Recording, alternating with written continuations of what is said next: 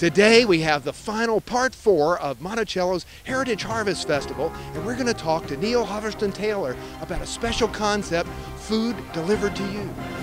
Meet the Farmer TV is made possible by Planet Earth Diversified, Melli Productions, and Leslie P. Jenkins Photography and Graphic Design.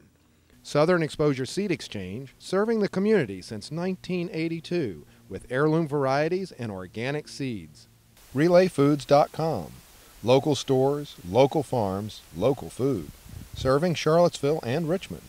Better food, more living, less driving. Whole Foods Market. Whole foods, whole people, whole planet. Culpeper Media Network, helping to preserve the agricultural history of Virginia. And In the Kitchen Magazine, serving the community and everyone who loves good food.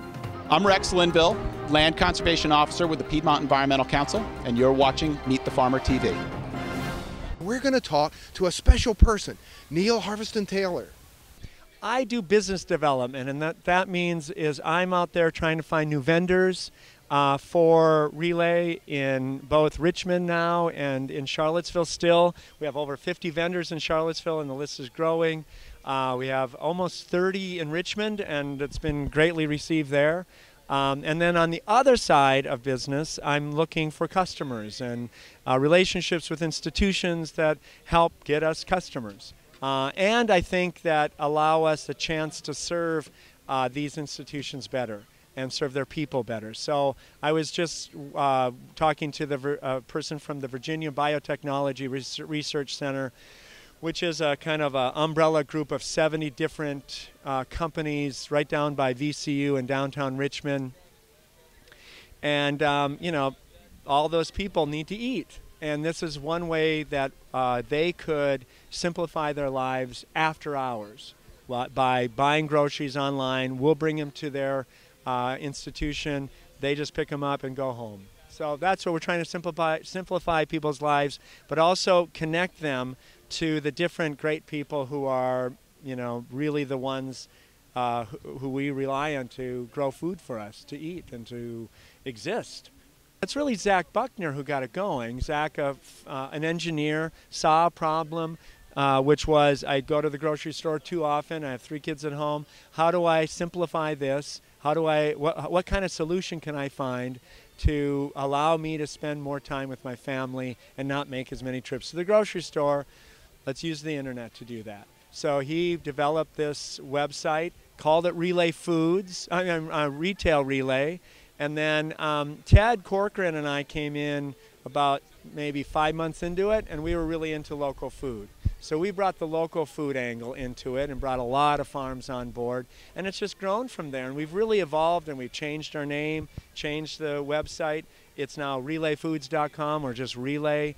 We've launched in Richmond because we really see that we're creating a community-based food system here in Charlottesville with a lot of help from a lot of people like Michael Clark and farmers markets. Neal has a secret plan to change the world order. Exactly, I do. It's not that secret. This is like it's not the Manchurian project, but it's really Relay Foods project. You joke about that. We're gonna make food available for everybody. Not only that, we're gonna repopulate the rural area with more farmers. We've got to raise kids that know what food is. Yeah, that's true. It doesn't come from the super Walmart. Yeah. So that they know. Several people came up to us at the market today and said, you know, my kids are eating things they never ate before because they came into the restaurant and saw us cooking things. Yeah. And so suddenly now they see a tomato on the vine, they go, Dad, let's take this and make something with it. Yeah, that's true. So, you know, the kids used to grow up on a farm and know food, know how to fix things, know responsibility. Like, hey, if you forget to lock the cows up, you know, it's a big deal. That's right. It's huge. So, well, you know, one really bright spot though is to see all. So this man is the expert. I will let him start campaigning for president here. Yeah, right. Yeah, right. Now Michelle is doing a good job though, I think. No, but one of the bright spots is seeing all these students. I don't know if you've noticed today, but here, you know, on the grounds of Thomas Jefferson's Monticello, you have all these students who are attending his university. And they're coming out here not because they're coming to pay homage to Thomas Jefferson. They're coming because they really love this whole local food movement. And they're curious about it. The UVA community garden is here. local food hub is here. All these people who are making this a possibility now and creating the kind of, creating the kind of informed, educated people that need to now put their dollars to work and actually now start to vote for the kind of food and the kind of future and the kind of agriculture that we need in this country to reverse the kind of damage that we've done to the land and to the people who farm, and finally say enough is enough. And let's now use this money that we seem to think we've been saving, but really will come back to haunt our grandchildren because we're going to have to finally find a way to save the soil. The vision for this is, of course, for all of us to use our vote, which is our dollar, in order to save all these farms. Not only save them, it's not really saving because the farmers are doing that already, to help them actually do what is so good for all of us, and that is, I'm more interested in preserving the soil, enriching the soil, amending the soil, getting it into a place that's healthy, so that generations from now will also enjoy the foods that we're able to enjoy now. But it starts with us right now. It starts with our digging a little bit deeper into our wallets and saying this dollar is going to go towards something local. It's going to go to a farm that cares. It's going to go to a farmer who has the knowledge to care for this soil. And it will add to my enjoyment of life and my quality of life, because I know there are farms out there that I feel good about, and that I will drive by and see their beauty, and I will eat their food, and my body will benefit from that. We just went to the showing of Fresh, right? Have you seen it? It was the UVA Food Collaborative showed Fresh on the grounds on Thursday. And Michael Pollan makes this really good point, and I think it's something that we need to be really thinking about a lot more. And that is, yes, that those cornflakes may not cost so much, but if you really look at the hidden costs, one, the subsidies that our government provides, so it's coming from, there's no such thing as a free lunch, there's no such thing as free cornflakes. That is a hidden cost. The other hidden cost is that we're pushing off the repair of the soil into the future. Right now we're just living off of the oil that it takes to not only farm it, but to fertilize it. And that's just, we're pushing off the healing of that soil and the natural rhythm of that soil into the future. And that's going to cost us more down the line. So let's pay for it now while we have a chance, and let's change the way we buy food. Let's create more marketplaces for local food. That's what Relay Foods is all about. We just want more markets. We love farmers markets, CSAs, all of that. We think that's so great. Direct sale to restaurants all the way. Direct sales to restaurants all the way. We're creating an online marketplace so that farms have one more outlet. The other troubling thing, just getting back to the economy, is only, of the dollar you and I spend on food, the studies show maybe 10 to 20 cents of that dollar get back into the pocket of the farmer. That's just outrageous, and it's all gone for processing and transportation and all these other costs. Let's get more money back to the farmer. We can do that through Relay Foods, farmers market, CSAs. So if we all commit to doing that, we can create a whole new community-based food system that was once in place, and it's still there, but we just need to let it thrive, and we can do that with our dollars. Right now, the Virginia Cooperative Extension Agency, and I think this is actually conservatively done, has shown that they've shown that if all Virginian families were to spend $10 of their local food budget, weekly local food budget, on local produce or local meat or anything grown locally, that would add over $1 billion to our state economy. That's real money, and that's saving money from going outside of our state. It's actually going into pockets of people who are actually doing the producing of food. It's the best way, it's the best bang for your dollar in terms of good, healthy food for your family, good, healthy environment to live in, a healthy economy to participate in, and great neighbors who care about the same stuff you do. So I think if you can keep this going, keep the farms active, vibrant, filled with smart people. These farmers are amazingly creative and intelligent, and they're doing the kind of work that I feel good about supporting with the dollars that I get to spend on their food. I have farmers in my background, right? I knew both my grandfathers really well. My grandmothers died before I was around, but I knew my grandfathers really well. Both were big farmers, not big farmers. They were very good farmers up in eastern North Dakota, Red River Valley land. They had diverse farms. After World War II, into the 50s, their diversity went haywire, and they became more just small grain farmers.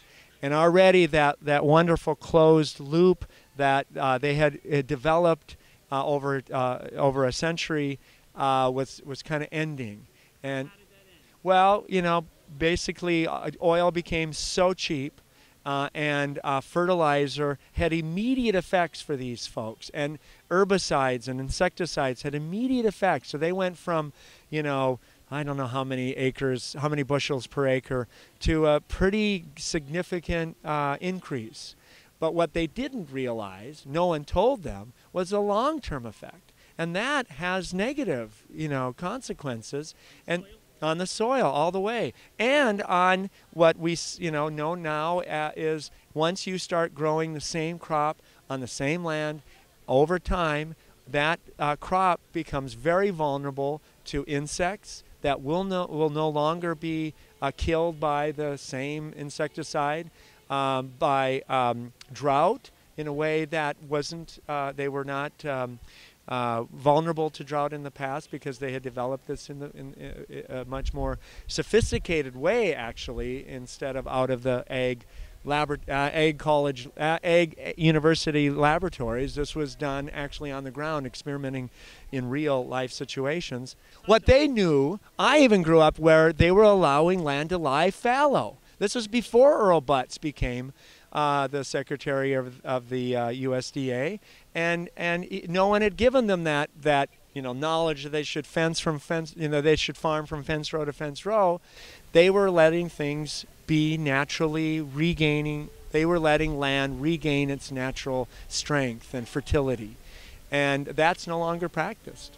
And so my interest is really to reacquaint ourselves with the land, urban folk as well as rural folk, in realizing that this land is a living thing, an organism, and that we have to take care of it. There's a stewardship quality to our relationship to the land. And the best way to do that, again, I find, is to introduce people to local food, to get to know their farmer, to find that their dollar matters, how they spend that food budget dollar matters, and I think to allow folks to get a chance to do some farming. So I'm very thrilled with urban farming. I helped to get the urban farm going at 6th and Monticello, because I felt this was one way of tying people to the land, to growing things, to the miracle of growing things, and then to tying them to the other parts of Albemarle County and the farms there, and deeper into Nelson County and all the other places. There's such a disconnect between farms and urban living, and we need to reconnect people. And I think the best way to do that is to bring it into their neighborhoods so they're curious about it. And they can now just, discover, that Polyface Farm is just over the mountain. And, Davis Creek Farm is right down in Lovingston. And Planet Earth Diversified is just up the road from Charlottesville. And these places invite people to come and visit. I mean, this is a whole community that is all about agriculture. It's not just these isolated farmers. I'm Kate Collier. I'm one of the co-owners of Feast in the Main Street Market, and one of the co-directors of the local food hub in Ivy and Scottsville. Today we are at the Heritage Harvest Festival in Thomas Jefferson's backyard of Monticello. It's been a beautiful, beautiful day, and it's finishing up with little cloud cover and coolness, but we have seen people from DC and Baltimore and Annapolis and locally that have come to enjoy local handmade food. And it's really exciting to see how into it everybody is. And everybody with their local food t-shirts. And there's no question that this is a movement of very smart people. New at Feast is what is always new at Feast, something new coming in every week. We have a lot of new cheeses coming in, and the produce is changing over as the seasons are, so a lot of winter squash and exciting new soups as a result in the cafe. We are also this winter launching a cheese and meat shipping program. So if you go to feastvirginia.com in the next month or two, you'll be able to ship your favorite Feast cheeses and salamis to your family and friends this holiday season for gifts. New at the local food hub, we have been extremely busy in the warehouse department. We have tripled sales in about the last 8 weeks.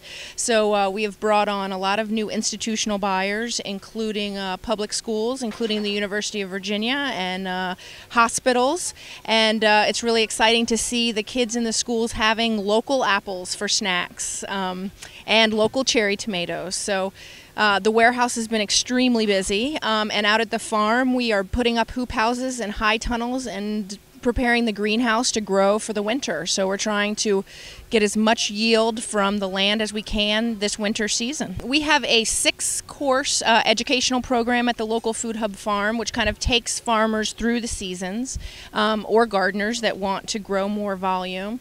Last week was our high tunnel and hoop house building class, which taught you how to build high tunnels and hoop houses from items that you can get at the hardware store and for a low price. And then next month we have a class that talks about planning your garden and farm for the next year. So being able to lay out the amount of product that you want to grow and really being efficient about your planning and doing some business plan projections about how much you will yield in cash from what you're growing. And working with the distribution hub to find out what their demand is so that you can match these two things up. So educationally, we've had a lot of farms enjoying, and established farms coming out and learning. We also have had an intern and apprenticeship program that is finishing up out at the farm. So we've graduated 3 apprentices that have lived on the farm with us for the last 9 months and 3 interns that worked with us through the summer. So they all seem excited for the positive opportunities of farming in their future, and so we hope we have spawned 6 new farmers into our community. Ben Cohen and his group have approached us, and we are really excited about what UVA is doing using their academic and research specialties to really start studying this, how to build a stronger local food system, and being able to communicate what we are successful in this area to other groups throughout the country. So we just think this is great that UVA is jumping on board the local food system, and that we have these great minds and researchers helping us to take the next steps. Well, it's great to be ending this day in Thomas Jefferson's backyard, looking down the hill at Thomas Jefferson's gardens, which he started hundreds of years ago, growing lots of variety of products. And it's amazing to see that there's been this resurgence in our community that really sees the value in continuing to grow food that tastes good and to grow food that people can eat. And it's been a really exciting, as it is every year, opportunity to be part of this Heritage Harvest Festival and part of this community in Central Virginia that really sees the value in good food. We're here today at Monticello for the Heritage Harvest Festival. It is just a beautiful day. It's a really well-attended event, and there are lots of wonderful vendors and presenters here.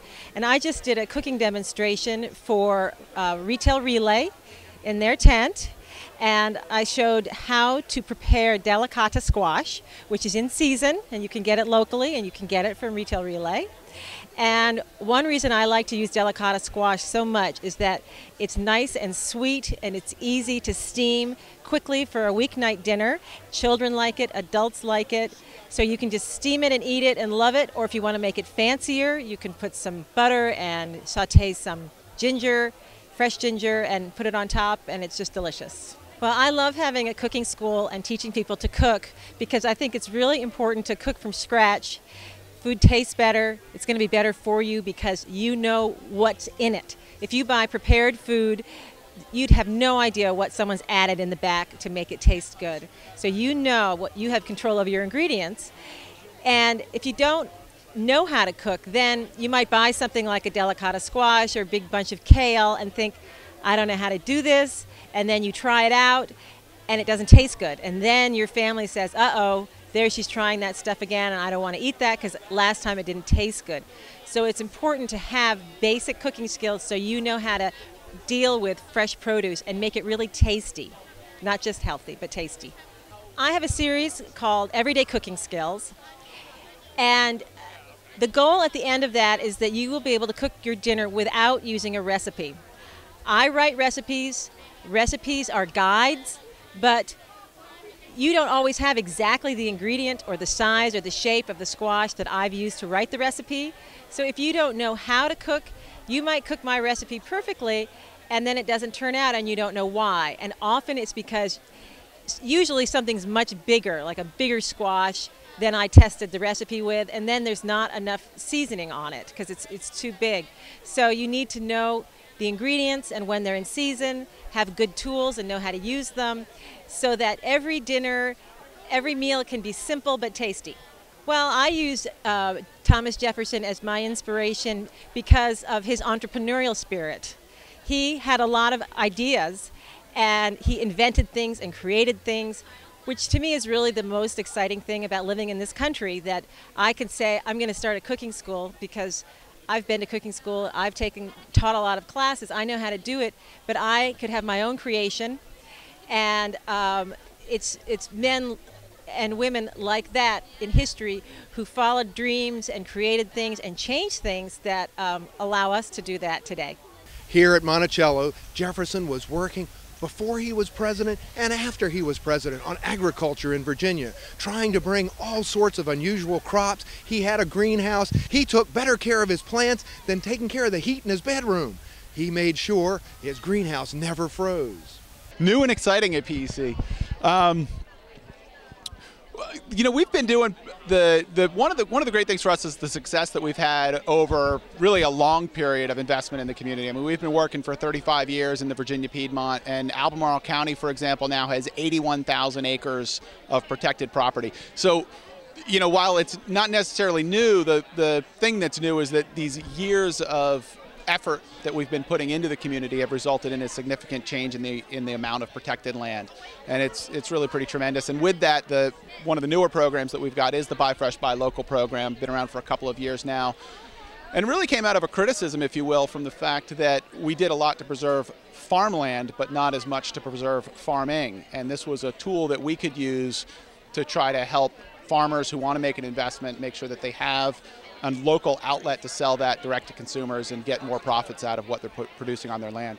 Melissa, who runs that program for us, has tried to do some surveys of the producers that are in the guides, and you know, I can't remember the exact numbers, but I think 80% or so of the farmers that are in those guides say that they have seen an increase in sales, and that they, you know, one of the few things that's happened is that they can attribute it to the guide itself. So I think we are seeing a shift in consumer sentiment and consumer desire to look for local producers, that people are looking for the guide and trying to make the effort to buy locally. In addition to land preservation and land conservation with easements and other protection mechanisms, we also do land use advocacy work, trying to work on comprehensive planning and what does our zoning look like in our communities, what does the long-range vision for the community look like. Those are really things that we've been focusing on for a long time. They all come back to the idea of preserving the rural area, preserving agriculture, preserving forest production, preserving those rural uses of our rural area, and trying to stem conversion of our rural area to suburban and sprawl-ridden areas that are really no longer functioning as an effective rural economy.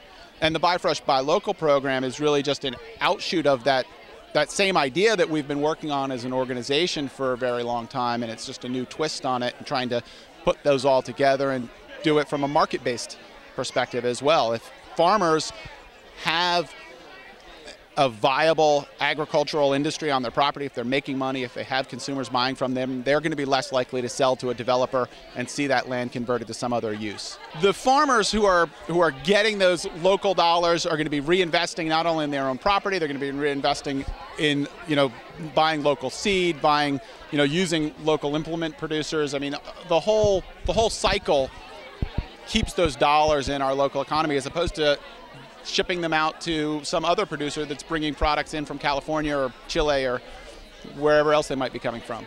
So one of the ways that people as individuals can help is by trying to look through the guide, find somebody that they can buy from directly, go to the local farmers market, pick up produce there, and everybody can make an investment in this by simply buying fresh local produce from their local producers. The guide it's a piece that we produce on an annual basis. We mail one out to every household in the community directly. We also have them available at events like this here today. We gather information from all the local producers. What is it that they produce? What's the season that it's available? How can consumers buy from them? Where can consumers find their products? We publish it in the guide. It's free to both the consumers and to the producers to be in the guide, and we publish it and distribute it as a service to the community. It's buylocalvirginia.org. One of the reasons that we've seen a big shift in the rate and the amount of land being protected in Virginia is we've got some of the best tax incentives in the country. It's one of the few places where Virginia really excels in terms of environmental protection above and beyond any other state in the nation, is these tax incentives that the Commonwealth offers to landowners who opt to put their property into a permanent conservation easement. And it's really those tax incentives that have gotten people up to the plate oftentimes over the line to make the decision to permanently protect their land. So I would encourage folks who are interested to touch base with us, learn about how those tax incentives work and how you can use those to preserve your property. And as well, at the federal level, there's some very significant changes that have been going on over the past couple of years that we can keep people informed about. And that's one of the things that we actively work on, is trying to make sure that in Richmond, at the General Assembly, that we're pushing to continue to make sure those tax incentives are there for Virginia landowners who want to protect their property. And also we do a fair bit of lobbying at the federal level to make sure that the federal incentives exist, both from an income tax perspective, but we've also been working really hard lately on trying to expand the estate tax benefits for landowners who have made the permanent commitment to preserve their property with a conservation easement, so they can pass that property from one generation to the next without being hit by a burdensome estate tax. Having that preserved land base available gives us options for the future. If we lose that land to suburban sprawl, if we lose that land to conversion to non-agricultural, non-forestry uses, we lose options for the future. And we lose the ability to buy local, and we have to get our produce from faraway markets. So by having those incentives to help us work with landowners to preserve land, we're preserving those options for the future so that we can have a stable resource from which we can be producing produce locally. Now that we've seen what Jefferson did here at Monticello, let's find out what Scott Elliff is doing at DuCard Vineyards. We have a blast, and people that are in the class love it, and afterwards they get to drink wine from the grapes and the vines that they actually helped tend. Relay Foods, check us out. Relay Food, we're really good and loud. All right. Meet the Farmer TV is made possible by Planet Earth Diversified, Melli Productions, and Leslie P. Jenkins Photography and Graphic Design. Southern Exposure Seed Exchange, serving the community since 1982 with heirloom varieties and organic seeds. RelayFoods.com, local stores, local farms, local food, serving Charlottesville and Richmond. Better food, more living, less driving. Whole Foods Market, whole foods, whole people, whole planet. Culpeper Media Network, helping to preserve the agricultural history of Virginia. And In the Kitchen magazine, serving the community and everyone who loves good food.